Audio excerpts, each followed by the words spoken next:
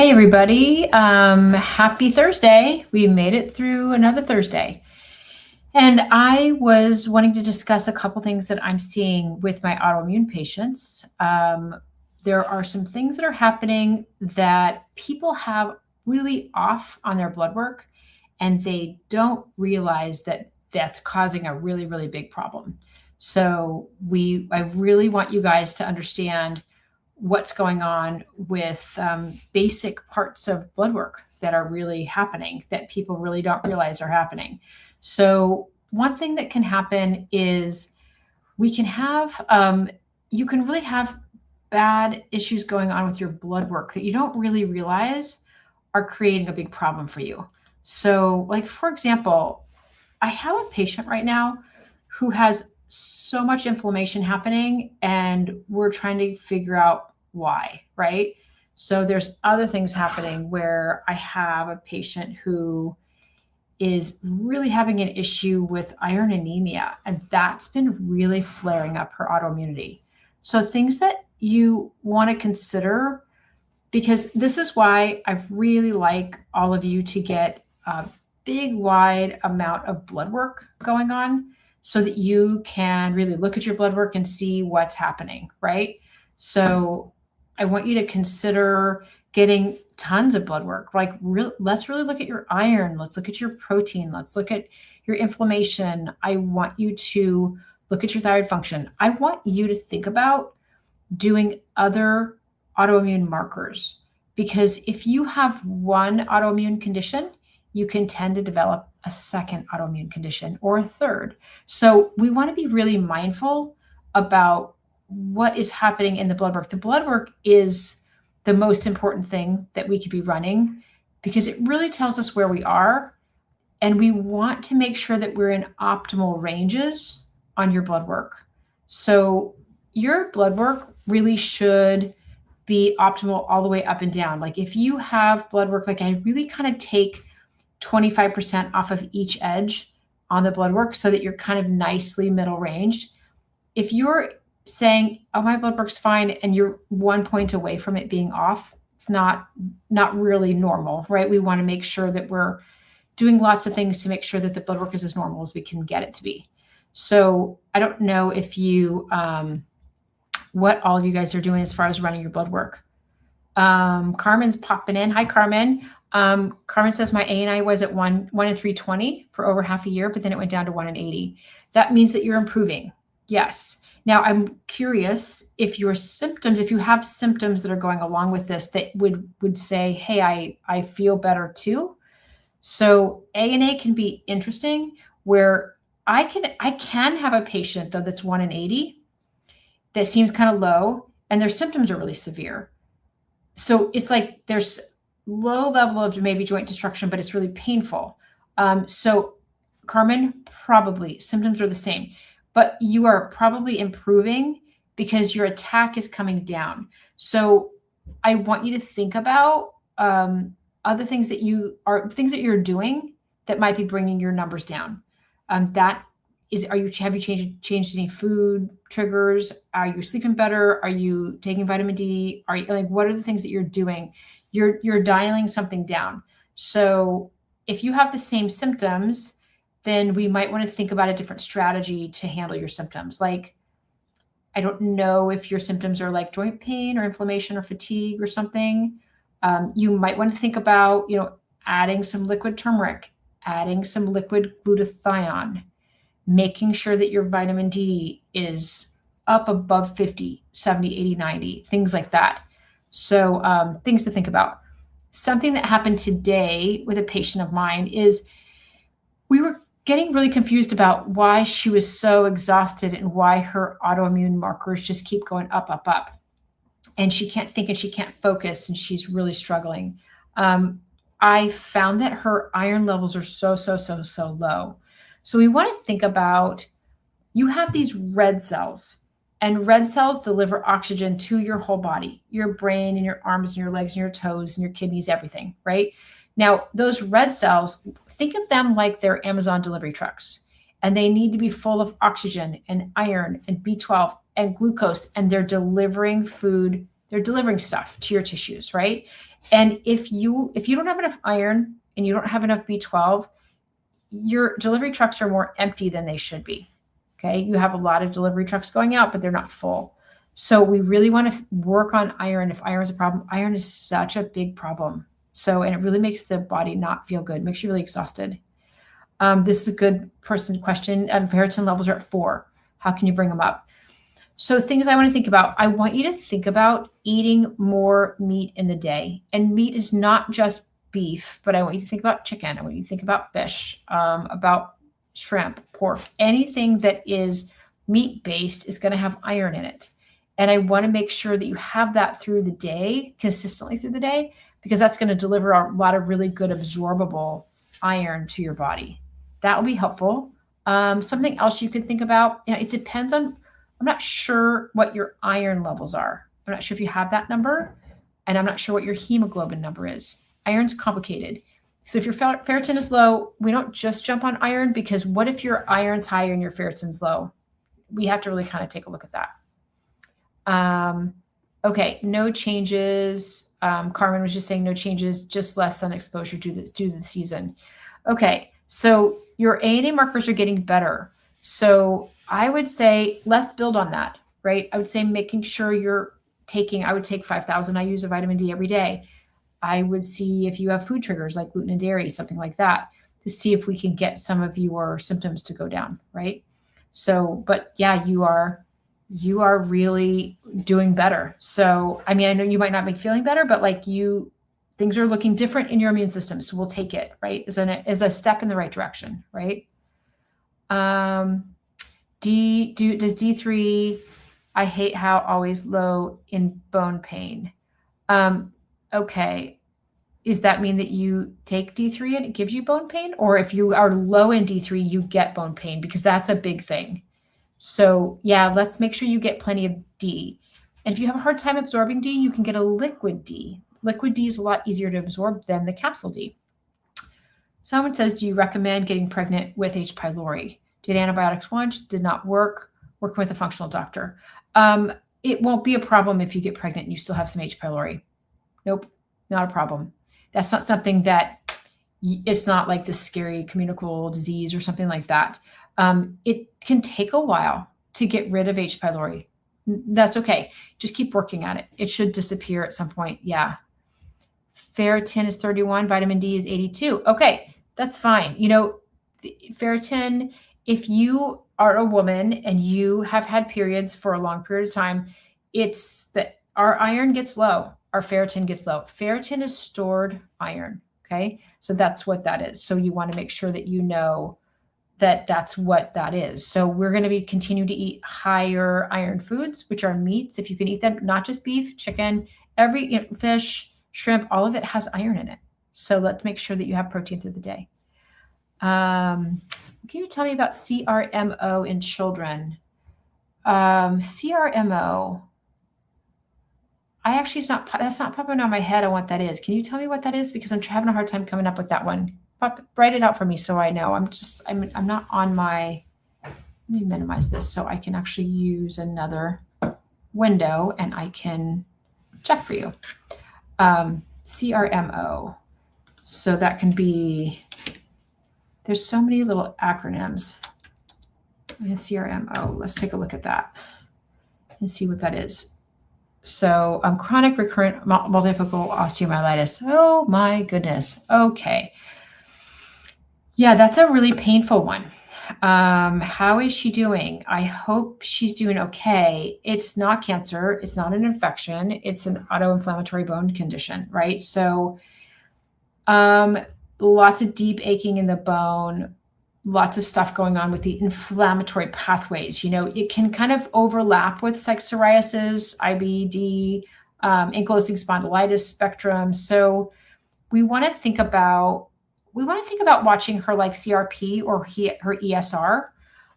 Those are things that we can think about, like really working with inflammation, getting her on turmeric, getting her on foods. Like, could she get on a little bit of a paleo-ish diet for a little while? Could she get off of gluten and dairy for a minute? I don't know. We want to play with foods and see if there's any food triggers here.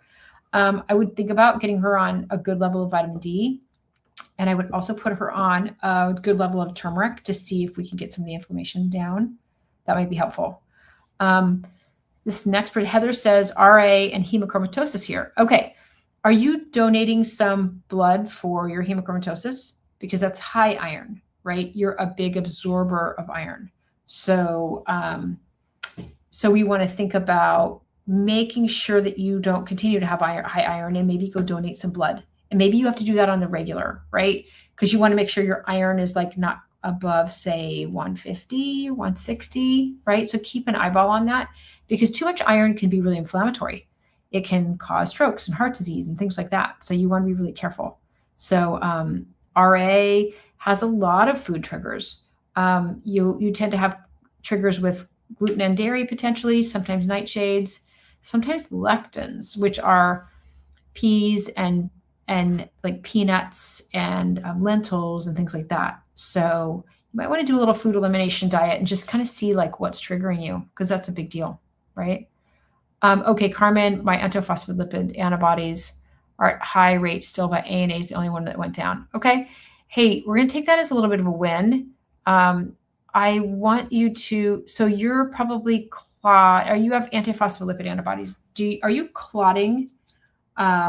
Because sometimes that can be a problem. So we want to think about, like, how would you avoid clotting? Like, what if you took some fish oils every day? That might be really helpful. What is the probability of having a second autoimmune disorder if you have one? I actually need to look up those stats. It's very common. It's very easy for your body to kind of be attacking one tissue and then turn around and start attacking a second tissue or a third tissue. Okay. So it's something where I really want you to look from time to time at different autoimmune markers to make sure you're not changing or developing something different. I'd have to look up the stats, but it's common, right? Oh, Heather, I do blood dumps every 2 weeks. Wow, you're on it. Okay, we just want to make sure you don't get too low in iron. You must be really binding a lot of iron. I'm glad you're doing that. That's really good. Your ENT was feeling your neck and said the thyroid felt full. What could this mean? Okay, so if you have Hashimoto's, I don't know if you have Hashimoto's. If you do, the thyroid is being attacked by the immune system. The thyroid lives right here. So what happens is it gets swollen. So sometimes it can get kind of like puffy. Sometimes if you look back, you can see like a line and then it kind of gets puffy and then another line, like you have two creases. I see people like in the grocery store and I'm like, they have Hashimoto's, because you can just see that sort of like puffy, like band. So, and it might not even look like a band, but if you touch your thyroid, it might feel kind of squishy, like it's inflamed. This is called Hashimoto's thyroiditis. Thyroiditis, and itis is always a swelling of some sort, right? So we want it, that's what that means. So what are the chances she ends up developing Crohn's, family history with having CRMO? It's a really good question. It's kind of a little bit of a reach. Here's what I would do. Does she have gut stuff right now? Because really you have a little bit of this is an inflammatory thing that's happening. We're not really sure what the trigger is, right? So I don't know, you might want to get her tested for a marker called HLA-B27 to see if that's positive. Sometimes that can be positive with autoimmune conditions like ankylosing spondylitis. There's a little overlap of ankylosing spondylitis and what your daughter has. So CRMO is like an inflammatory, like bone situation. I don't know if there's overlap there. I'm not sure. I don't see it, but you know what? I'm also not, I don't specialize in that. So it could be possible, but I don't think so. I don't think so, unless it doesn't run in your family, right? Cassie has endometriosis. Okay.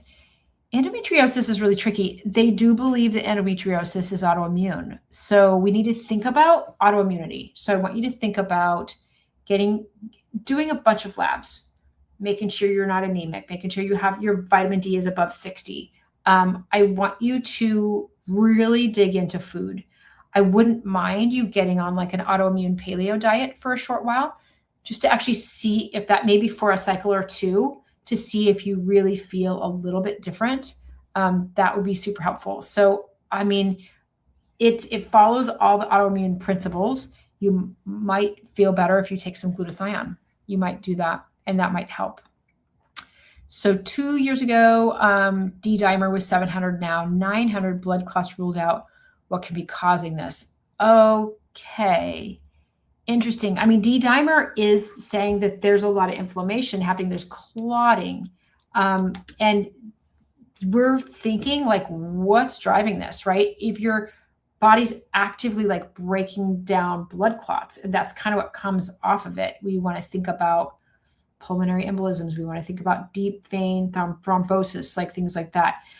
So there's something that's driving clot formation or breakdown. So you want to think about getting tested for antiphospholipid syndrome. Okay. So that's something that you want to think about. Antiphospholipid syndrome, you tend to clot more. So thinking about that. Other things to think about, it can be acute inflammation, like if you got hit, or if you sprained an ankle, or if you broke your leg or something like that. Like a fracture will do that. Infection will do that, viral or bacterial. Autoimmune disease could do it. I mean, lupus could do it. Rheumatoid arthritis could do it. Vasculitis could do that. Things that are causing like a inflammation in the blood vessel lining. Just a recent surgery can do that, right? If you're pregnant, it can do that. If you are on a lot of estrogen therapy, could do that if you're more predisposed to that. So start digging and see what could be causing that. You have some, sorry, I lost the thread here. Okay, so I have SLE, lupus, and orthostatic positive. Every time I walk, I feel faint, low blood pressure. So I want you to think about, Elaine, I want you to think about using salt through the day. Do you do a lot of salt? Salt can help you bring your blood pressure up. You can also do licorice root capsules. You can take 1, 2, 3 during the day, and it helps to elevate your blood pressure. Hopefully that helps, because we got to get your blood pressure up or you're going to fall over, right? It's not fun. Like feeling like faint all the time. Do you believe EBV can be reactivated? Can a 60-something have POTS? Absolutely. And absolutely yes. EBV, Epstein-Barr virus, it's also what causes mono. We get that when we're teenagers or early 20s, right? 95% of people have EBV antibodies. It doesn't mean that it's active, but it can be reactivated. So what you want to run is a lot of people run EBV markers that are IgG. Now that says, hey, I saw this one time. That's what that says. Doesn't mean that it's there or it's active right now. You want to run something called IgM. And IgM means it's actually happening right now. So yeah, when you're run down, you're exhausted, you're inflamed, you're not eating well, you're not sleeping. I mean, these viruses kind of hang out in our system and kind of go, oh, sweet, she's running down, let's go. They're opportunistic, right? So they take advantage of situations. And POTS can be a big problem, right? POTS is like postural orthostatic hypotension. So your blood pressure is low, and we want to get you to put salt in your diet. We want to do maybe some licorice root, try to get your blood pressure up a little bit. Okay. Chris says total iron 39, saturation is 8, iron binding capacity is 460. So you have some iron anemia there. I'd be curious to see what your hemoglobin is, but you have a capacity to grow there, right? So that capacity at 460, that tells me, let me tell you a little bit about that. So when your iron capacity is really high, it means that like you have a bus that has 460 seats. You have some irons outside, but there's no irons in the seats, right? We need to get more iron on board in the bus. And so we should drive your iron up a little bit more. I'd love for you to eat more red meat, chicken, fish, any kind of meats all has iron in it. Get more of that going on consistently through the day. you want to make sure you have enough acid in your stomach to break it down, because sometimes you can have low acid and you're not breaking down your foods very well. So that's something interesting to think about. Also, you could get on an iron supplement. There's a really good one called Ferrosorb by Thorne that I really like, that has some B12, B6, vitamin C, and iron picolinate that's not constipating. So if you need a link, let me know. Just put your name in the chat with me, or just DM me on TikTok and then tell me what your email is and I'll send you a link, because you need some iron. I'm not sure if I do first time I've ever been to an ENT, got an ultrasound today. Okay, so maybe you got an ultrasound of your thyroid. It might say that the thyroid's swollen. I want you to think about getting a blood test to see if you have Hashimoto's. Okay, so thyroglobulin antibodies and thyroid peroxidase antibodies, both of those should be in your thyroid panel to diagnose you with Hashimoto's if you have it. Okay, so more questions. Is that a genetic marker? Are we talking? I don't remember where we are. I can't remember which one. Can you ask me that again? What is a genetic marker? I'm kind of like, I've lost the thread. Sorry about that. Trying to keep it on my head. Okay, Cassie, you're chronically anemic and you get infusions of iron. Why are you chronically anemic? Do we know? Do you have heavy bleeding? Are you losing blood? Or it's interesting, if you had like a kind of a chronic bacterial infection, bacteria love iron. So let's say you had a chronic bacterial infection that just kind of ate up some of your iron. That's a possibility. Sometimes there's iron anemia that goes along with gluten intolerance. And most people that have autoimmunity tend to be gluten intolerant. So when you eat gluten, it can make the walls of your gut lining a little swollen, and then you're not absorbing iron across it very well. So you might want to get off of gluten, get on some oral iron. Ferrosorb is a really good one, but iron infusions is helpful. But just thinking about, like, do you have enough acid in your stomach also to break down the meats that you're eating so you can get that iron? Okay, my labs always show low alkaline phosphatase total. Is this concerning? So alkaline phosphatase is like, how much is your body building up versus how much is your body breaking down? So if your alkaline phosphatase is too low, you might be a little protein deficient. You might need to start like working out a little bit more, like exercising a little bit more, so you can kind of be building your bones and your muscles up a little bit more. So that's what I would think about. Like, let's just think about more protein during the day, more exercise, maybe a little bit of weight, so we can kind of build our body a little bit more. Oh, what is the autoimmune paleo diet? Hi, Rivki. Nice to see you. I saw you last night too. Okay, the autoimmune paleo diet it's a very boring diet. It's just like really boring for a little while because it's all foods that you won't react to, probably, right? It's meats and veggies, but you take out grains. Don't do any grains. No rice, no gluten, no corn, no nothing like that. They take out dairy, you take out eggs, and you take out nightshades, which are tomatoes and peppers and eggplant. And then you take out lectins, which are peanuts and nuts and seeds and lentils and what else? And peas. So then you just have, what do you have left? You have meats and veggies that are not in there, right? That's just like, and you can do like avocado, and you can do some olives, and you can do some fats, and you could do olive oil, and those kinds of things. And you just do that for a short while to kind of go, do I feel better on this diet? And then if you feel better, like, oh, my joints feel a little bit better, I feel a little less tired, then you start slowly moving into like, okay, we're going to introduce tomatoes again. And then maybe the next day you introduce some peppers, maybe you introduce some eggplant. You're like, okay, I'm good on nightshades. Amazing. I feel fine. Then you move to some nuts and seeds, and you start to try to reintroduce things. But if you reintroduce something where you're like, oh, I added some peanuts and all of a sudden my joints hurt, then that's a problem. So it's an elimination provocation diet, and it's so informative.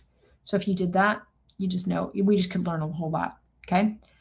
Let's see what else. So, what else? Sorry, I kind of lost the thread there. Have some lupus, SLE antibodies, but CRP is 0.1 and ESR is 1. So not sure if I have it. Right. This is where it's tricky. So you can have some baby beginning stages and markers of lupus that aren't full blown. like that. This is kind of a 1 to 10 type thing, right? 10 is full blown. 1 is just some markers that could go there. So it's important for you to understand what could drive this and make it worse, and what could slow this down and make it better, right? So I've made this whole autoimmune shift program. If you guys want to link in my bio and pop in, it's an autoimmune support group on Fridays. It's some videos to teach you what's triggering you, what do you need to stay away from, what diets you should do. There's resources and downloadables about labs and what your labs mean and what labs you should get, and all sorts of different ideas of how to get better. And there's a whole autoimmune support group that we do Fridays at 11 o'clock. If any of you want to join in on something like that, and you can actually be on Zoom and actually have conversations instead of just doing little comments, it's $50 a month. And it's open up tomorrow. It opens tomorrow. I'll be there tomorrow, but it opens tomorrow because we were trying to fix the price point. So if anybody who wanted to join in, because I'd love to have you guys.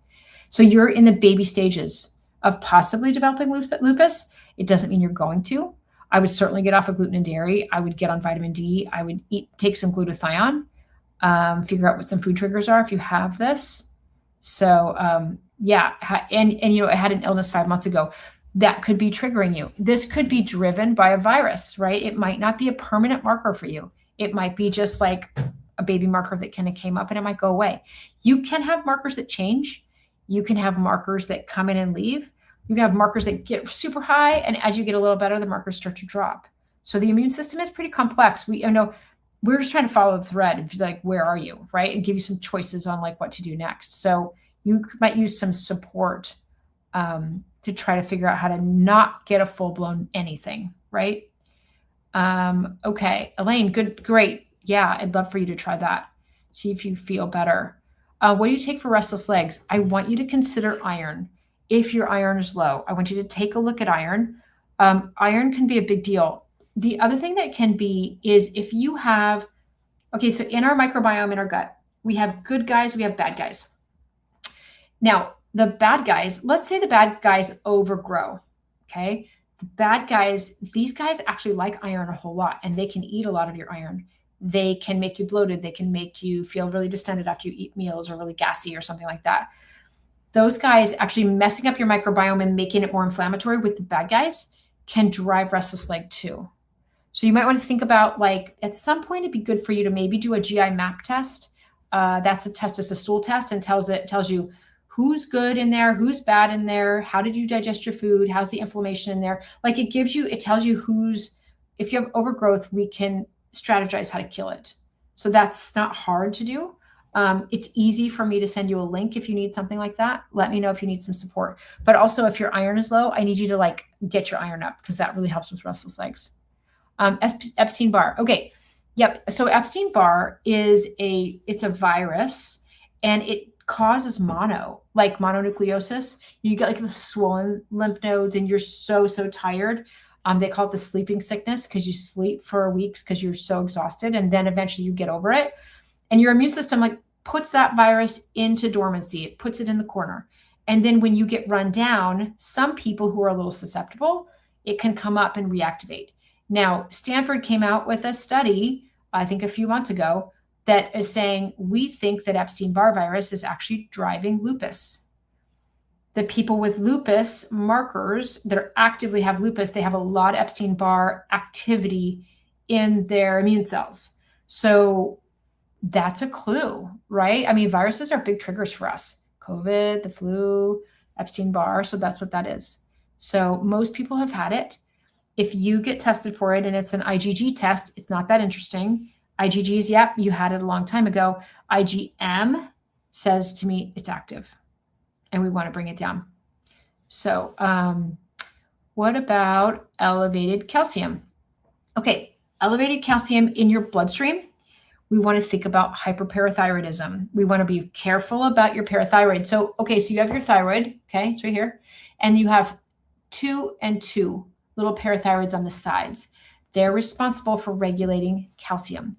So if you have high calcium in your bloodstream, it means that one of these might be overacting, and you can get autoimmunity to your parathyroid glands. And then they get active, and then they drive your calcium to come out of your bones and into your bloodstream. I think the highest that I want to see is 10.2 or 10.3 on calcium. And if it goes higher than that, is it 10.2? 10.5? I think that's what popped in my head. I hope that's right. If it's high out of range, we want to retest it again in like 30 days, 60 days, make sure it's still high because it might just be a blip. But if it's still high, I want you to get checked for hyperparathyroidism. Okay. Chris, you take PPIs. Okay. So yeah, proton pump inhibitors lower the acid level. Okay. Because it helps us with our reflux, right? If we have reflux. But it also makes it so your stomach doesn't have a lot of acid to break down meats. So if you're eating meats, sometimes it doesn't break it down well, then you can't pull iron and B12 out of that. So that's something to kind of think about and consider. Like, do we need you to maybe take a little bit of acid with your meals, like a little hydrochloric acid with your meals? Would that help? So things to think about. There's a lot of protocols on trying to get off of PPIs. It gets tricky, right? It gets tricky, especially if you have like gastritis and things like that. So Kelly has Raynaud's. Doctor thinks I have lupus, high sed rate, a mass in the lymph node, and next seeing the ENT. Okay. So, all right. So Raynaud's is kind of like a lot of people have Raynaud's, but it just means there's autoimmunity happening probably, right? So it's where your fingers get kind of like whitish at the end, and sometimes it can get really cold. It gets triggered by cold, and then it rebounds and gets like purple or red, when the blood flow comes back. And it's often part of some autoimmune conditions. It can be just there by itself, but it could be like, oh, you also have X, right? So I think let's get some investigation done. If you have lupus, reach out. I'm happy to pop you into my support group and we can help you calm that down, because I have a lot of people with lupus in my support groups we can help you figure out how to, like, what are the strategies? What vitamins should you take? What should you take? Turmeric? Should you take glutathione? I mean, here's the thing is that I've made all these like videos of information, and then in line, there's all these links to order.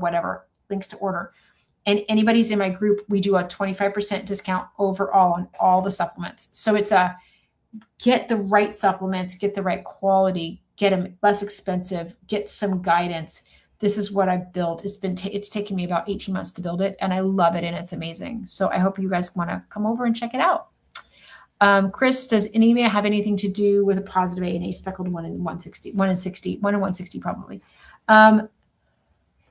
The only overlap there would be if you have a positive ANA, you probably have a gluten intolerance. If you have a gluten intolerance, then in your eating gluten, you might have inflammation in the gut lining, and then you will not absorb iron as well. I tend to see autoimmunity go hand in hand with gluten intolerance and anemia. They're like a little trifecta. So I see it all the time. So things to think about. So what else? Can I have a rain check for a new body? I need a refund. Oh, Barbie, I'm so sorry. You are not feeling good. Oh man, I'm telling you, right? We got to figure this out though. I mean, we can figure this out. We can calm this down.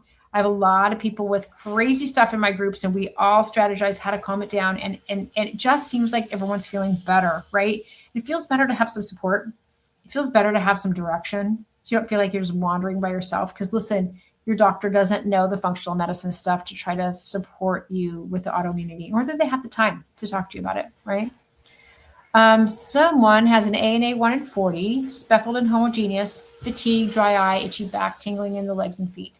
Okay, so 1 in 40 is kind of like this borderline positive. A lot of rheumatologists won't take it too seriously, but I take it seriously because you have these markers and you have symptoms, right? So you could be developing Sjogren's. Sjogren's is dry eye, dry mouth. What you want to eventually do is an ANA cascade to see if there's any other markers like that are coming up, okay? And then get on vitamin D, get on glutathione, come over if you want some support, because there's some stuff, right? Yeah, 1 in 40, yeah. Yep, nuclear speckled. Yeah, there's a lot of speckled. Isn't quite totally like decided on what markers are positive yet. It's kind of like trying to figure it out. Your immune system hasn't quite decided what it's doing with speckled. And that's fine. We want it to kind of stay calm and not get too specific. What are the different types of EDS? So EDS. So I am not a specialist on EDS, but I see it a lot. And I see it because it is like a little Venn diagram overlap with autoimmunity. A lot of people that have EDS also have autoimmune, also have POTS and low blood pressure stuff, and also can get hives. Okay, because we want to think about EDS is like if this is your tissue, and normal people's tissue is like this. EDS tissue is a little more widely woven, and underneath that widely woven tissue has like these mast cells. And so when you scratch the top of the skin, you can get like a big hive. And so these people tend to get more hives. But also you have this other higher incidence of getting autoimmunity. And I'm not really sure why, but it's like all braided together. I don't know what the mechanism is behind that, but it's very interesting. Oh, you're welcome, TikTok Mima. I'm happy to pop on and just be giving people resources. I just want to chat with you guys. I'm on every night right now. I'm trying to like get a lot of people some education and some help. So I'm happy that you're on. Okay, so you have lupus and your ferritin was high. So let's talk about ferritin. Ferritin is iron storage, okay? Except for when it's really high, it can be what they call an acute phase reactant or an inflammatory marker. So it means that you probably have inflammation right now. And that's what that means. So we're not thinking that you have iron overload. That's not the case. It's usually inflammation. So sometimes you can have inflammation and then you can even have like iron anemia. It's very weird. Like the ferritin can be high and you can be anemic. So it gets confusing, but just count that as an inflammatory marker. So just like ESR, just like CRP. Okay. Okay. I just got diagnosed with autoimmune progesterone dermatitis. So there's so many autoimmune conditions. I mean, I don't even know how many there are. Hundreds. Okay. So it's like the immune system can attack a tissue and they name it that, right? Oh, rheumatoid arthritis, it's in this joint here, Hashimoto's because it's in this thyroid, like there's different conditions. So it really doesn't totally matter what the diagnosis is. You have autoimmunity and you need some strategies on how to calm your immune system down. This is an immune system problem. It's overacting, right? So what we want to think about is why did your immune system do this? Do you have a lot of family that has autoimmunity? Do you have some predisposition? Is your vitamin D really low? Did you go through a very stressful event? Because that can drive it. Did you have a baby? So estrogen high, estrogen crash. The crash can drive autoimmunity, can trigger autoimmunity. So can menopause. So can overgrowth of really bad bacteria. So can leaky gut. Leaky gut is a big deal too. So there's all these things, right? This is why I made this sort of like 13 module like program of videos, because it's like, is this you? Is this you? What about this, right? And it's like, oh, that's me. Okay, that's probably your trigger. Now we use that to try to start the treatment, right? Of like what makes sense for you. Autoimmunity is like a fingerprint, right? We have to figure out what exactly it is for you, and then we know how to start treating it, okay? It's complicated. This is why a lot of people don't specialize in it, because it's like no one's specializing in lupus because you guys are complicated, but you still deserve support, and we need to get this done, and we can make it better, right? You can't turn off autoimmunity like it's a switch, but you do have a volume knob that you have control over, that you can ramp up an attack, you can bring it down. And that's the strategies I'm just trying to get in everybody's hands so that you know what you're doing. My mom has MS. Do I have a higher chance of getting it? Possibly. Now, MS is funny. It can be like people in Colorado have a higher chance of getting MS. We don't know exactly why. We think maybe it's radon exposure. We're not really sure. There's pockets, right? So it all depends. I would say you're looking out for it for sure, but I want you to think about adopting a little bit more of an autoimmune lifestyle. I want you to think about prioritizing your vitamin D. I want you to do exercise. I want you to get your blood sugar steady. You can't have prediabetes. It's going to drive your autoimmunity crazy. Okay. I want you to really this is where I'd like to throw out a big net to look at all the blood work, right? And go, what seems off here? And then we go there first, right? This is why it's not really a recipe. We have to kind of like normalize your blood work. We want to optimize the levels. If your blood work is like, this is off and this is off and this is off, we got to get those narrowed in. We got to get them normal so that we can get your immune system to calm down. Your immune system is affected by all these things: chemical exposure, not enough sleep, high cortisol stress, hormones, blood sugar, I mean, listen, the list is long. I really extensively went through this list because I really want people to understand like what it is for them, right? So no one has it, but I want you to think about doing some things to kind of protect yourself, because you may have, I mean, you might have grown up in a house where she lived too, and who knows what her trigger was. We don't know, right? It's interesting. There's a few foods that I want you to be specifically worried about, or just pull them out of your diet. Let me see if I can remember them. For MS, it's corn and spinach and soy. I'm going to look this on chat and make sure. Cross-reactive foods is what they call foods for MS. There's a study by an immunologist named Dr. Vijdani. And okay, gluten is on there as well. Maybe dairy. Okay, give me the Dr. Vijdani one. Hold on. Look up. I hate it when chat doesn't do the work for me, right? Vijdani study on MS. There's two guys that did these really cool studies. They looked at, like, if you take a food, say you take soy, and you look at a food and you break it down to the amino acid chains. There's these repeating chains that say this is soy. We also have proteins that have amino acid chains that look like foods. So if your immune system is attacking your thyroid, there's certain foods that can drive that and make it worse. There's certain foods that can make it better. Here it is, molecular mimicry. Okay, so he said gluten and milk proteins have peptide sequences that are similar to myelin, which is part of MS, okay? And then he did this study called the plant aquaporin cross-reactive study, blah, blah, whatever. Oh, okay, it's spinach, tomatoes, soy, and corn. Put that in my head. Spinach, tomatoes, soy, and corn. So if you have MS, or if you know someone who has MS, I would say get off of gluten, dairy, spinach, tomatoes, soy, and corn. These are foods that have molecular mimicry that looks like the myelin sheaths of our nerves in our body. There's a lot of immunology work that needs to happen. We are just scratching the surface on what we know as far as like foods and what they trigger and how we process foods. One more thing I'll say on that, make sure you're digesting your foods. If you do not digest your food well, you're not breaking it down well, and it can go down in too big of pieces. And then your immune system can be like, I'm not sure what this is. And it can drive your immune system a little bit crazy. So your digestion has to be good. Listen, I have so many things to say. I could talk for 17 hours. It's crazy. Let's see. I was diagnosed with connective tissue disease.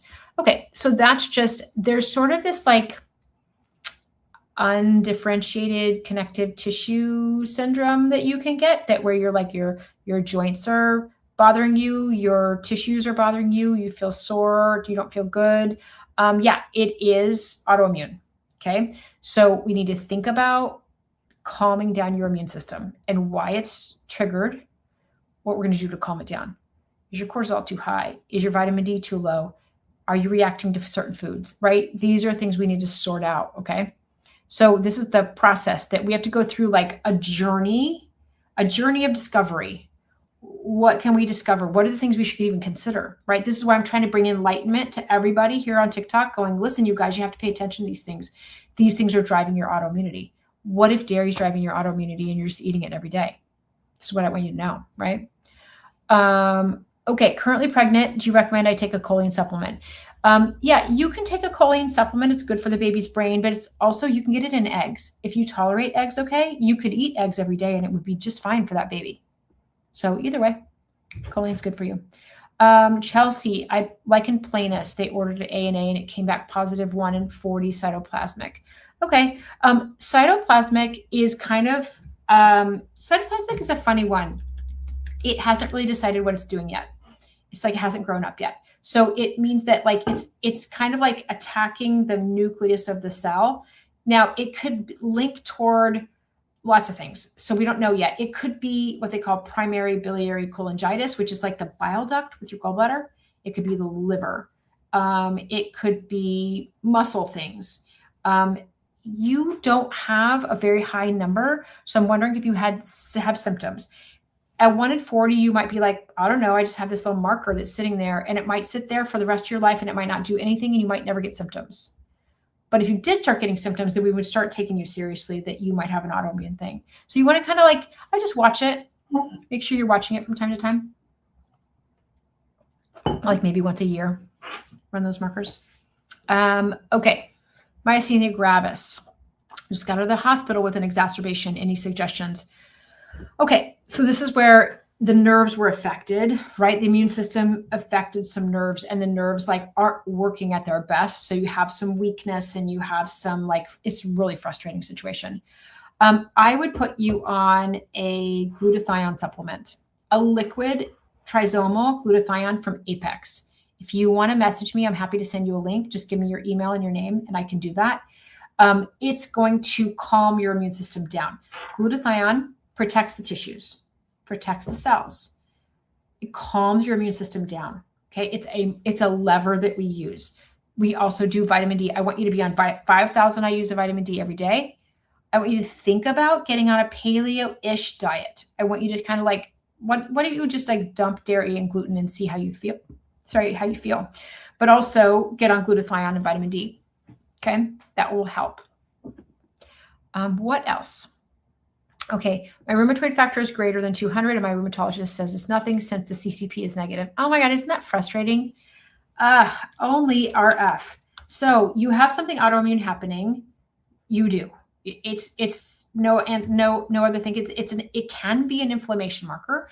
It can be something like, hey, you have like reactivated Lyme. You have reactivated Epstein-Barr. You're living in a house that might have some mold in it. You might have H. pylori in your stomach. It can be sort of this post-viral immune like dysregulation and inflammation. So I also think about that is I think that your immune system is revving up, upset about something. It hasn't quite located a target. So it doesn't mean that it's not going to find a target. We'd like to not have to find a target. I think about leaky gut, maybe overgrowth of bad bacteria, maybe some food reactions, things like that. So we don't know enough and your immune system isn't telling us anything else. So unless your blood work shows stuff. So I would like you to, and you need to kind of take an autoimmune journey through some educational videos for you to understand like what could be driving this. And then we just get really curious and we try to figure it out, right? And we get the autoimmune markers to come down. Most of my people, their autoimmune markers are coming down, which is great. You're 39 and you're in respiratory failure, never smoked, but they want a lung biopsy and a cardiac MRI. I wonder if this is autoimmune for you. So autoimmune lung failure. First of all, I'm really sorry you're dealing with this because at 39, this is a bunch of BS. Like this is not okay. I'm just looking at this. I mean, it could be autoimmune, right? You could have the immune system attacking like the lungs and making it scarred up, reducing oxygen exchange and stuff like that. It could be interstitial lung disease. That's autoimmune. It's also seen usually with lupus and rheumatoid arthritis and Sjogren's and scleroderma and things like that. So I don't know if you have any other autoimmune things going on. It's really frustrating. You know what I would think about, Barbie, is, you're the one that said, listen, I need a refund. Listen, I completely agree. I'll sign that waiver. You need a refund on this body. But also, I would think about, why don't you get on some glutathione, some liposomal glutathione, some liquid glutathione, maybe from Apex. Why don't you send me like your email and your name, and I'm happy to send you a link to get it. That's a very strong anti-inflammatory, and it's lovely. The immune system often calms down when you take that. That's what I would do. If I were you, I'd also get on 5,000 IUs of vitamin D. You might as well throw some stuff at it and see if you can get it to change at all. Let me know, okay? The potential meeting of 1 in 80 speckled pattern. So speckled, a lot of people have speckled. So speckled is going to be something where it's not totally specific yet, but it could move into, this is like where anytime you have ANA, your immune system is literally attacking your DNA in your cells. So it's kind of a big deal, right? It could be lupus and Sjogren's or mixed connective tissue syndrome where it's attacking your joints. It could be what's called myositis, where your joints hurt. It could also be evolving autoimmunity that's early. It could be post-viral immune activation. It could pop up after COVID. It could pop up after the flu. It's kind of like, it's one of those things that you kind of go, we need to kind of take that pattern and overlap it with symptoms and try to decide, where are we going, right? What does this map look like? Where am I headed? Okay. So let me know. Someone has ankylosing spondylitis, HLA-B27. I started does that medication, like who named that medication? You're starting that in 2 weeks. Okay, great. I also want you to be on fish oils. Okay. I want you to do like 2,000 or 3,000 milligrams a day. Okay. Usually the gel caps are like 500. Sometimes you can get 1,000. I would do some fish oils, as it's an anti-inflammatory for the joints. I would think about, I have a really cool supplement that's called Arthro Soothe. I don't know if you've ever heard of that before. It's by Designs for Health. That one has it's kind of like a kitchen sink supplement that's anti-inflammatory for the joints, and it wouldn't be hard. It wouldn't hurt you. It might be helpful. These are things we kind of just want to like level up on. Could we get it to change? Maybe. Those medications are really good, and I think you should jump into those medications because I don't want you to have joint destruction. What can you do? I have anemia. Okay.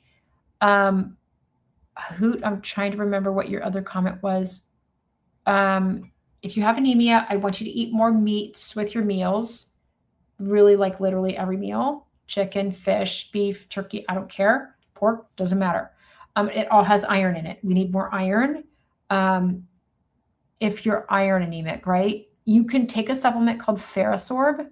It's by Thorne. It's got iron picolinate in it, which is not constipating. It's got some B12, some B6, some vitamin C. It's pretty lovely if you want some help. Son got diagnosed with ankylosing spondylitis, low blood pressure and heart rate, going along with digestive issues. Okay. So your son might have also some reactions to food. I would think about probably getting him off of gluten and dairy if he would be compliant, right? You could even do an autoimmune paleo diet where he's just eating meats and veggies for a little while to see if you can get some of that joint pain to calm down. Add salt for the low blood pressure for sure. And you get digestive issues with low blood pressure too, because you got to have blood flow to the gut and to the muscles for everything to like work. So if you can get some salt in him, maybe to get the blood pressure up, maybe that would be helpful. Heather says, I itch all the time. I usually have fake nails as they don't rip my skin. You itch all the time. So I wonder if you have some mast cell stuff going on. Do you have hives? Do you just you're itchy? Do you get welts or redness? That's something that can happen. Maybe you could take some quercetin, Quercetin. It's an anti-inflammatory. It's an antihistamine, natural antihistamine. That can be helpful. Fish oils can be helpful. Vitamin C with bioflavonoids is really magical. Also, there's a supplement called Perilla seed oil, Perilla, Perilla seed oil. That one's really helpful for mast cell hives, if that helps. Your vitamin D is low. It's 10. Okay, Shauna, we need to get you on a liquid vitamin D. We need to get you on something that just like pumps you up like right away. I need you to get on like 10,000 IUs every single day. Okay. So there's a liquid from Thorne. There's a liquid from Apex. There's a liquid from Quicksilver. There's a lot of liquids.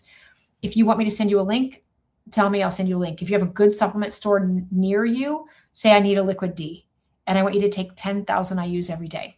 You're going to feel a whole lot freaking better because at 10 is terrible. I mean, you don't feel good.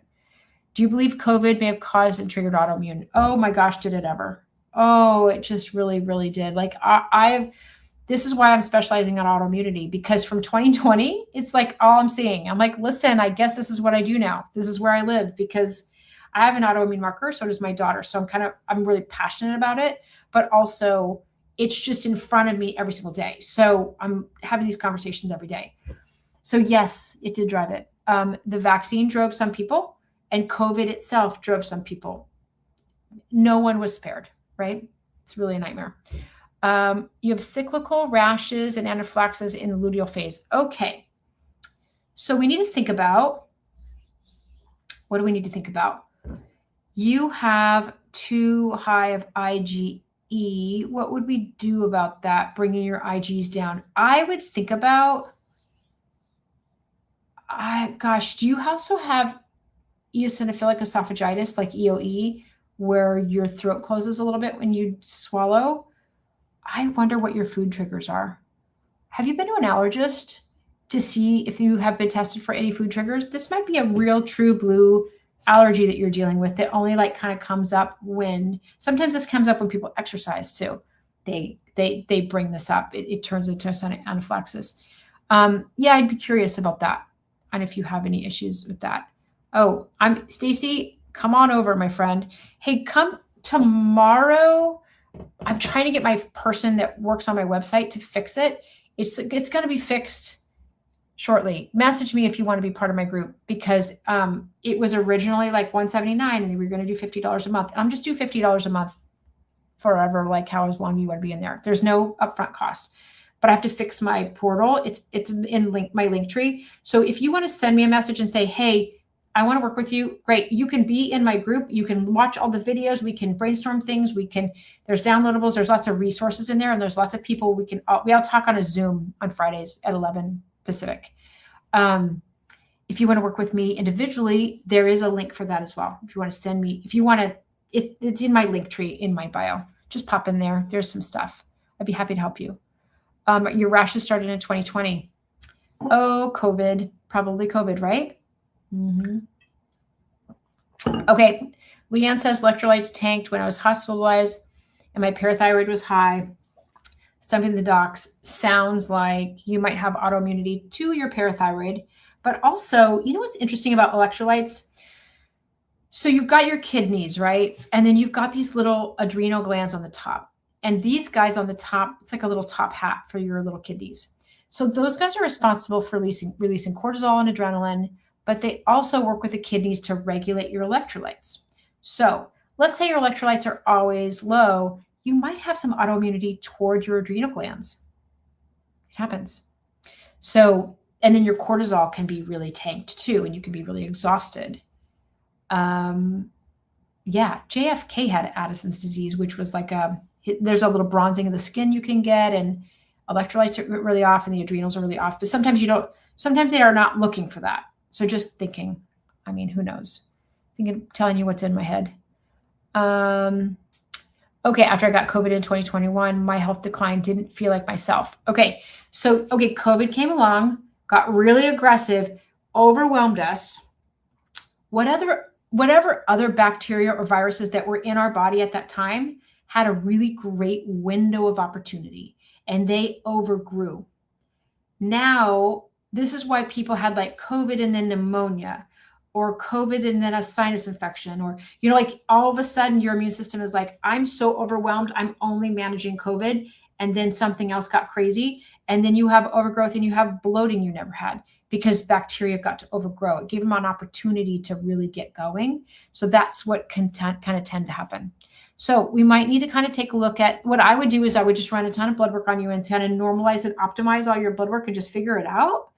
And then maybe put you on some killers or maybe put you on D. I mean, it's kind of, this is what's so hard. It's like, I wish I had like a little recipe I could send you guys to go, this is what you do. But this is why I have people go through like these 13 different videos, because you learn about vitamin D, you learn about overgrowth of pathogens, you learn about leaky gut, you learn about sleep and cortisol and hormones and all these things. And then you put yourself into your own little bucket. You're like, oh my God, it was hormones. Oh my God, it was COVID. And then we go, that's where we're going to start. We're going to start with COVID and overgrowth of other bacteria and really get the pathogen. Maybe the pathogen load is still really high. Maybe you just haven't reined it in. It's exhausting fighting all these viruses. Your poor immune system is like, listen, I've had enough, right? So things to think about. Oop, hold on a second. I just start touching stuff and things start popping up. It's like, oh my God. Okay. Thank God my 26-year-old daughter taught me how to do TikTok. Jesus. Okay, your anemic and your ferritin is at 71. Is that 71 or 7? Oh, it's at 7. Your anemic and your ferritin is at 7. Okay. Think about getting off of gluten. Think about getting some iron in, or eating some more meats with your meals. If we can start there, okay? That can be really helpful. Oh, I missed somebody. Let's see. IBD, MCAS, possibly POTS. What can I take? Colitis is in remission. MCAS is unbearable. Okay, Jill, I want you to think about IBD tells me that you have diarrhea with irritable bowel. I think about you either have MCAS in your gut lining, which you could. Your gut lining can get hives, and your body's like, listen, I'm just going to push all this out. What can you take? I would get perilla seed oil, Perilla, and start taking just small amounts of that. Like maybe take a capsule with breakfast and a capsule with dinner, and see if we can slowly move you into perilla seed oil. That's a very nice antihistamine that can stabilize mast cells. That might be helpful to start with. Let me know if you need supplements. Is there a reputable and affordable brand of vitamins that you can recommend, please? Okay. Sometimes you can go to Whole Foods and get the 365 brand. Sometimes you can find really good brands at Costco. If you decide that you're going to pop into my group at all and you want supplements that are professional grade supplements, I'm doing 25% discount for everybody to order your own. And I can say, here's what I would recommend, and you can get whatever you feel like makes sense. That might be a cheaper way to do it. They get expensive, right? Thorne is a great brand, and Pure Encapsulation is a good brand. It's tricky to order off of Amazon because sometimes you don't know where it's coming from. Like who has that bottle of supplements they're selling you, right? Like I have this bottle of supplements. Where'd you get it? I don't know. I just advertised it on Amazon. I'm mailing it to you, right? Is it expired? Is it the right stuff? Did it come from China? Did it come from India? Those aren't great places to get your supplements. So yeah, hopefully that helps. Anything from microclots, hypoxia, and long COVID. Okay, microclots, we're going to think about pushing into fish oils like it's your job. I want you to do fish oils, like a lot of it. I want you to do like 3,000 milligrams of fish oils a day, even 4,000. I don't care. Just go do the fish oils. That's a great way to start. Get your vitamin D up. What else would be for clotting? You could do boswellia. Yeah, that's like frankincense, boswellia. It's an anti-inflammatory. Might be helpful. Jennifer, I'm in Los Gatos, California. I'm in like San Jose-ish area in California, but I do half of my work on Zoom. So if that helps you, I do Zoom, I do in person. Either way, it doesn't matter to me. Okay, sorry, I had skipped some people. Can you have an autoimmune disease with a negative ANA? You sure can. So you can have, they call it seronegative, SERO, seronegative autoimmunity. Ankylosing spondylitis is a seronegative arthritis. So yeah, you can. So we want to look at symptoms. Sometimes it's like you just have to kind of make your best guess. Sometimes it's easy to find, sometimes it's not, right? What else? Okay. My ANAs are crazy high, but only symptoms was an itchy scalp, and that's gone away. Okay, good. I still would get you on vitamin D. Get your vitamin D up to like 70, 80, 90. That's where we want it, okay? Liquid's easier to absorb. Some people absorb it fine with capsules. If you want to put K2 in there as well, that's fine. D3 and K2, it's helpful for your bones. You can do it alone or with K2. That's good. I wonder if you're having a food reaction. I wonder. What else? You guys have some good stuff going on here as far as like questions. Great questions. Does B1 help with nerve pain? All the Bs do. Sometimes B12 does. Sometimes B6 does. So I'd probably do like a B complex and nerve pain. Why do you have nerve pain? What's going on? Did you have hurt the nerve? Do you have diabetes? What's going on? So we might want to figure out what the root cause of that is. If you have a practitioner around you that's maybe a chiropractor or a PT, they tend to have cold lasers. Have you ever heard these cold lasers before? Cold lasers can be magical with nerve pain. Might be helpful. You might even want to buy one. Just thinking, it's pretty helpful. Helpful for disc pain and nerve pain and things like that. I'm iron overload. Teresa. Okay, ferritin is 700. Okay, are you donating blood yet? You need to donate blood. You need to donate blood. Like we've got someone else in here that he has hemochromatosis. You might have hemochromatosis. It's genetic. You just hold on to iron like a crazy beast and you just want to donate blood, right? Go down to your blood donation center. Do it every couple of weeks. Do it once a month. Do it once every other month. Like just kind of get it on the regular, okay? And we're going to get that out of you because it really can cause heart disease and strokes. We want to get that down. ANA positive centromere pattern. PCP said nothing to worry about. Really? Why did they say that? Seriously, it's so annoying. Centromere. Centromere can go into something called CREST syndrome. CREST is you have C is sort of the calcinosis. You can get some sort of calcium-ish things on your joints, like nodular kind of things on your joints. You can get Raynaud's, which is, the whiteness at the ends of the fingers. You can have esophageal issues, which means that it's kind of the swallowing gets a little weird. Sometimes it's hard to swallow pills. And you're like, oh, why is this stuck in my throat? It's not moving down. Sclerodactyly, which is kind of also joint things. And what's the T? You get small little red spider-like blood vessels. Sometimes you can get it on your face and you can get it on your lips or your hands. It can show a little bit of vascular damage. That's CREST. Now, if you have any of those symptoms, we want to think about what are we doing to calm that immune system down? We got to get on it, right? We got to start chilling it out so that it can stop attacking, right? Or that we can say, get on glutathione, get on vitamin D, get off of gluten and dairy, see if that helps. What else is happening with your health that could be causing your immune system to tip like that? Are you too stressed? Are you not sleeping? Do you have a, crappy boyfriend? I don't know. Are your kids driving you crazy? I don't know. Things like do you have chemical exposure? Are you exposed to mold? Did you have Lyme? Are you really susceptible to getting the flu? We have to kind of take a really good, where is it for you, right? What's triggering you and how to figure this out. Teresa, I'm glad you're seeing a specialist. That's really good. Yes. Donate blood. And here's the thing about the donating blood. My husband has hemochromatosis, so I know this. If he goes to his doctor and says, I want a therapeutic blood draw, they will charge you for that to pull the blood out. Why? I don't know. If you go to just a blood donation center and don't say anything about your hemochromatosis, you just say, I need to donate some blood.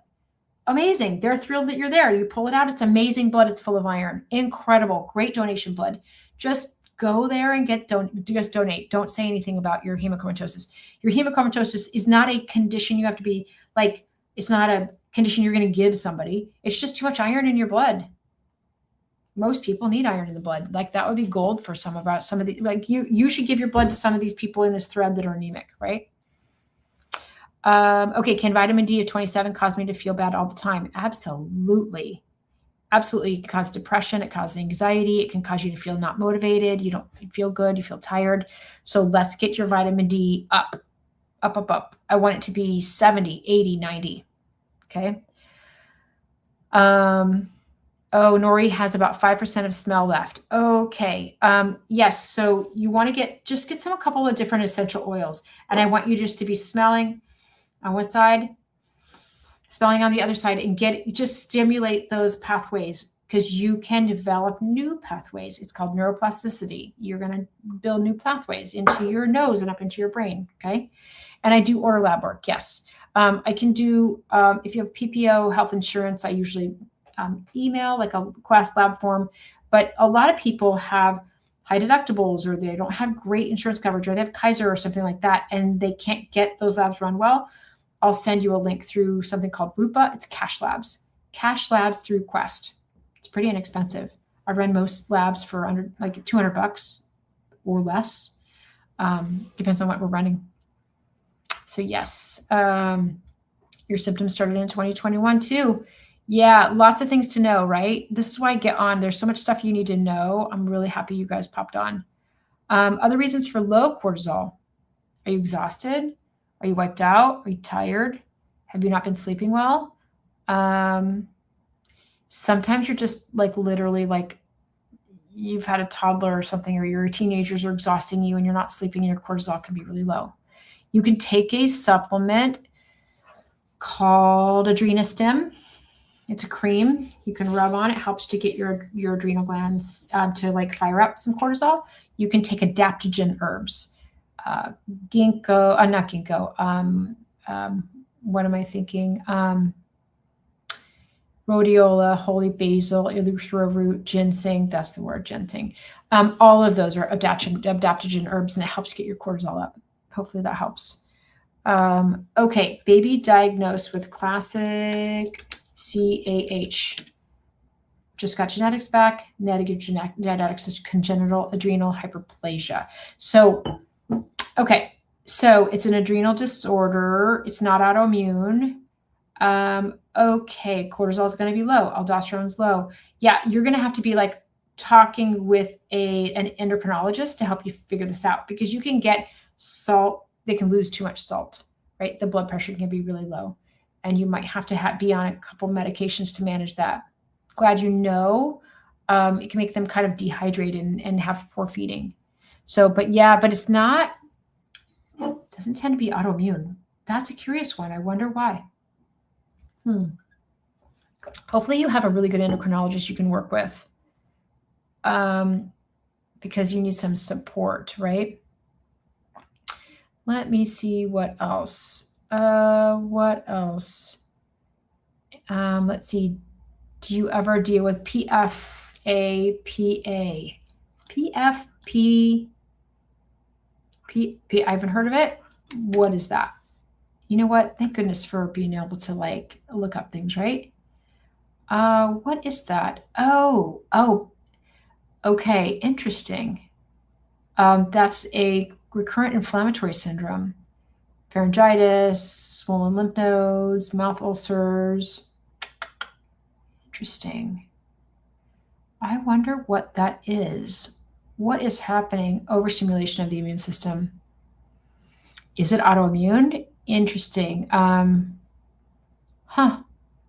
never dealt with it. I've never even heard of it. And I wonder about microbiome imbalance. I wonder, so much of the immune system lives in the gut. I wonder if we did some vitamin D and anti-inflammatory foods and got them sleeping better and did stabilize their blood sugar and do some glutathione, something to calm the immune system down, and get the vitamin D up. I wonder if that would be helpful. Interesting. Okay, you guys are teaching me so much stuff.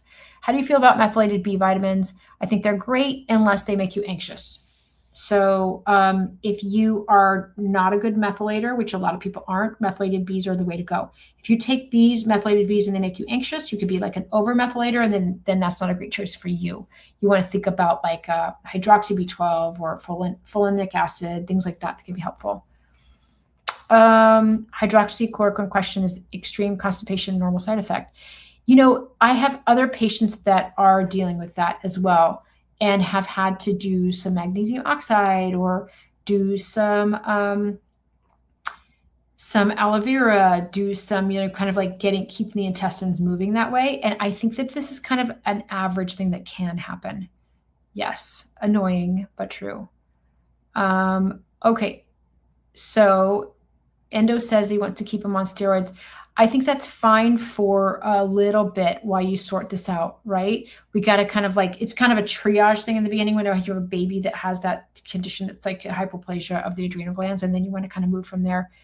Yeah, hopefully this is making sense and helpful. Jill says COVID and asthma and UC flare, it's all making sense. Yeah. Ulcerative colitis, this is like the immune system is like, hey, I'm going to go a little crazy. And then you wind up with all the stuff and you wind up like with pneumonia or bronchitis or bronchiolitis. I had the rhinovirus a few weeks ago and I tend to get asthma. That's kind of where my issue is. And it really constricted my lungs. And I had to do like an inhaler for a few weeks to kind of not be coughing while I was seeing patients. I'm like, I don't have a cough. I just have asthma. And it was driving me crazy. So it can be a big deal. Asthma is a big deal. I don't love it. What do you suggest for severe joint pain and swelling? Well, let's see. Why is it swollen? Is it autoimmune? Do you have rheumatoid arthritis? Do you just have joint swelling from, any kind of autoimmunity could do that. You want to think about glutathione. Some of my patients are having really good success with black cumin seed oil. That's an interesting choice. Yeah, there's some different anti-inflammatories. Fish oils are legitimately magical for this. I have a great supplement by Designs for Health called ArthroSoothe that can be really helpful. Then there's a question that says, I have long COVID and CMV, cytomegalovirus. I'm in B6 toxicity. I have cranial nerve damage. Are you, Yeah, we need to kind of like get your inflammation down and get your immune system back on board. It feels like you got really derailed from that. Cranial nerve damage is really frustrating. I would do glutathione. It will help. It'll help take inflammation down. It'll help to modulate the immune system. So these are immune system modulators. Vitamin D, glutathione, immune system modulators. They're not your immune system's overacting. We don't want to suppress it. We just want to chill it out a little bit. And also do the things in your lifestyle that can drive your immune system high, right? Keep your blood sugar stable, eat a lot of protein, get yourself lots of really good sleep. If you have cranial nerve damage, is it in your face? Is it like Ramsay-Hunt syndrome or something like that? You could also get a cold laser to put here because it kind of comes from your trigeminal nerve in your face. I don't know. What else? Well, what do we do? Well, so many things to do. This is why I made an autoimmune shift program. If you guys want to pop in the link in my bio, come on over. We do this every week. We talk every week. We answer everyone's questions. We brainstorm. You learn lots of things. You need guidance because it's hard to figure it out by yourself, right? What else? Okay, COVID hit you hard in 2020 and developed severe brain fog. Okay, severe brain fog. COVID created so much inflammation that it broke barriers. Now, you have a gut barrier, okay? You have a blood-brain barrier in your brain that protects your brain from blood flow. Like your blood flow goes up there and your brain doesn't have blood in it. It has cerebrospinal fluid in there. So the blood vessels that go up are very, very, very wrapped and protected by a blood-brain barrier. COVID was breaking blood-brain barriers. And then whatever's in your bloodstream was just going in your brain and creating a lot of brain inflammation. I would do a test on you through a company called Cyrex. That's a blood-brain barrier test. Do you have the blood-brain barrier proteins in your bloodstream? Do you have the gut barrier proteins in your bloodstream? Did your barriers get broken in 2020? There are ways to solve for that and work on fixing that. But also you could get on a supplement from Apex called NeuroFlam, F-L-A-M. And it's an anti-inflammatory for the brain. And it crosses the blood-brain barrier. It has all these like bioflavonoids like turmeric and rutin and apigenin and luteolin and those types of things that just go into the brain and decrease inflammation. You should also get on some fish oils.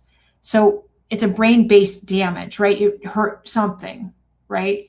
I specialize in autoimmunity and brain issues. So if you want some help, reach out, Mama. I'm happy to help you brainstorm that one. That one's hard to figure out by yourself. Okay. Blockers in 13 years and no cure. These are frustrating things, aren't they? I have hypo and low thyroid because of surgery. I take levothyroxine. What vitamin should I take to help from being tired? I want you to be on vitamin D. I want you to make sure your blood sugar is normal. I want you to eat a lot of protein. I wonder if did you have Graves? So you had your thyroid out, maybe? It's hyperthyroidism. You have autoimmunity. You probably are reacting to gluten and dairy. You probably need to get off of those. I'd even just get off the grains, just kind of see how you feel, eat some meats and veggies for a little while, see if it makes you feel better. I have a whole diet plan in my program where you can kind of go, let's try some different diets to see if we can get this pain to go down, right? Can you have MS without lesions on your brain or spine? That's a really good question. I guess you could have some early MS that wouldn't be showing up on imaging, but classically they diagnose it with the lesions. But if you have like symptoms, you possibly could have like early stages, right? Good options other than IVIG if you have IMNM. Okay, IVIG, it's great, but you can also do, you could ask your doctor for a medication called low-dose naltrexone, LDN. That can be an immune system modulator. That's helpful. There's some other immune system modulators that are medications. You could also do vitamin D and glutathione. Those are immune system modulators. If that helps, hopefully that helps. Any advice for Beckett's disease? Familial Mediterranean fever combo. Wow. What in the world does that look like? because that's totally different things. But okay, we're dealing with a systemic inflammatory vasculitis. So the blood vessels kind of like the immune system attacks the blood vessels all over. So you can get ulcers in your mouth, and you can have eye inflammation and erythema nodosum, which you have like these sort of swollen, purpley, like kind of nodular things, all sorts of things. Ulcers that can look like Crohn's, clots in unusual places, aneurysms, things like that. So we want to think about, what do we want to think about? We want to think, it often is ANA's negative. So we want to think about, calming down your immune system. I would think about tossing in some glutathione. That's going to listen, am I like in the glutathione fan club or what? Like, listen, that and vitamin D, I think it's the best. So you want to think about, and you're probably on some medications to try to calm this down. I would think about anti-inflammatory things too. I would think about fish oils. I would think about vitamin D. I would say anti-inflammatory diet. Because you're going to be like on some other medications and immune suppressants probably. What about an MD or a DO? Any role for those? So if I pair up, I partner with a lot of MDs and DOs. God, I love my DOs. They're just really so much more in tune with functional medicine.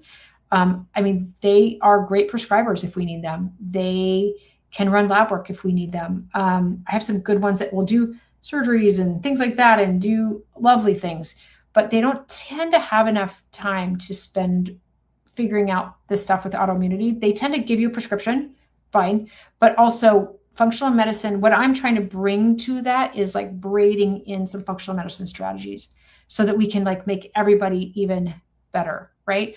And optimize the treatment from the doctor and partner with them to work with them to try to make this better. So I'm not a solo gal that's like, come to me, I know all the answers. I just am going to give you the functional medicine strategies and tell you also, knock it off, go get on your medication, right? Because functional medicine can't solve it all. Traditional medicine cannot solve it all. Some of this stuff is not totally solvable, but we're going to try to make it better. Okay. I'm so happy that you guys popped in. This is great. You have EOE, fibromyalgia, lots of back issues. I see a pain doctor. Melissa, I would get off of gluten and dairy. Those are the top 2 reactions for EOE that are driving EOE. You have a true blue full allergic reaction happening on the lining of your throat. And it's scary, right? So I wonder if you got off of gluten and dairy, if your fibromyalgia would get a little bit better. I bet that's kind of an overlap for you.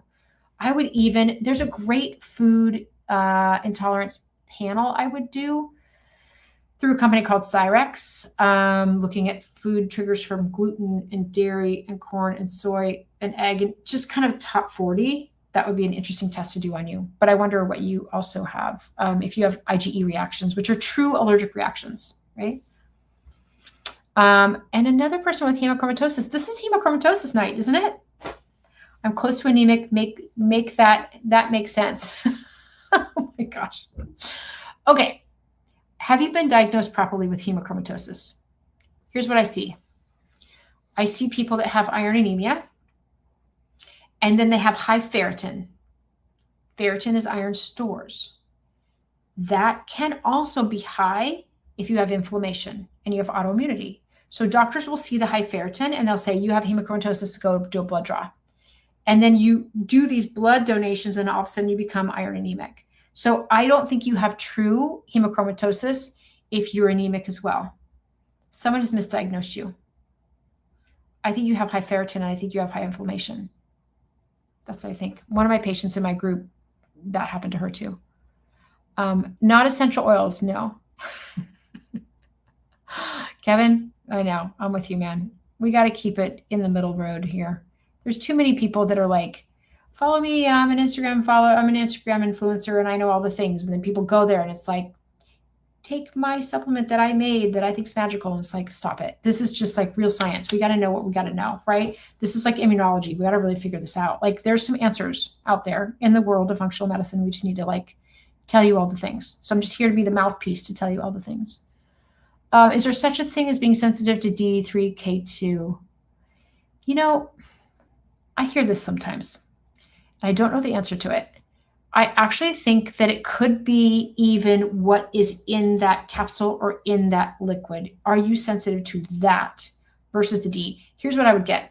I would get there's a supplement by Apex. It's called Liqua D. It's like coconut oil and D. That's it. There's no K2 in there. And I would do like a drop a day. See how it makes you feel. That's what I would do, because I want your D to be higher. Okay. So, I should go soon because I have to go find some food because it is like time for me to have dinner.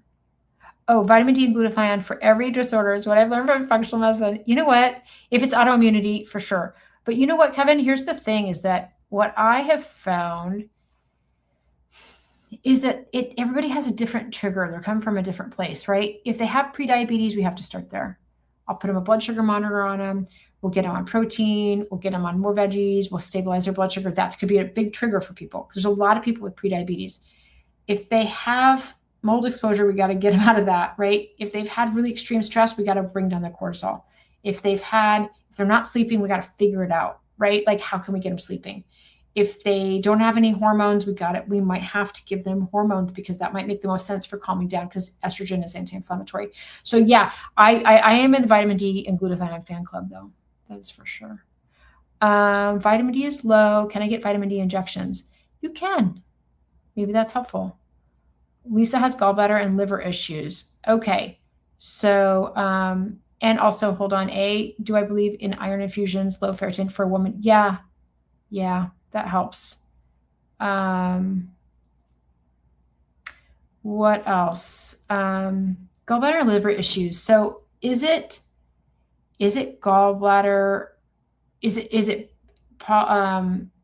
primary biliary cholangitis and autoimmune hepatitis? That would be something I would be interested in. If you can't digest fats, you can have a gallbladder issue where you're not digesting fats, where your gallbladder's like kind of plugged and not working. And then you can take a supplement with like lipase and bile salts when you eat fats that helps you to break down fats. There's also people that can't digest fats can be deficient in fat-soluble vitamins, A, D, E, and K. Okay, so think about that if you're not digesting your fats. You don't need to take K2 with D. You can take D all alone. We take K2 with it because it helps the calcium to get into the bones. My favorite way to decrease TPO antibodies, get off your food triggers, figure out what your food triggers are. Gluten and dairy are the number 1 and number 2. Get on selenium, 200 micrograms a day. You can eat a couple Brazil nuts too, if that's selenium. And get on your vitamin D. How to increase ferritin? Ferritin, it's tricky. It's tricky because you have to get into iron stores. You have to kind of try to not be bleeding so much if you're bleeding. And vitamin C, taking vitamin C with iron can help it get in a little bit better. So that can be helpful. Wow, I haven't even had any people razzing me today that I'm kind of scammer. I'm disappointed. Usually I have to block a couple people. That's cool. Great. Do we notice that patients with Chiari malformation having multiple and specific autoimmune issues? I don't know. I don't see enough people with Chiari to know if they have multiple specific autoimmune issues. I have a stepson who has Chiari malformation because he has spina bifida. And he has type 1 diabetes. I see a few of my patients who have Chiari that also have autoimmunity. It's only a sample size of 3 or 4, so I don't really know. What's an anti-inflammatory diet?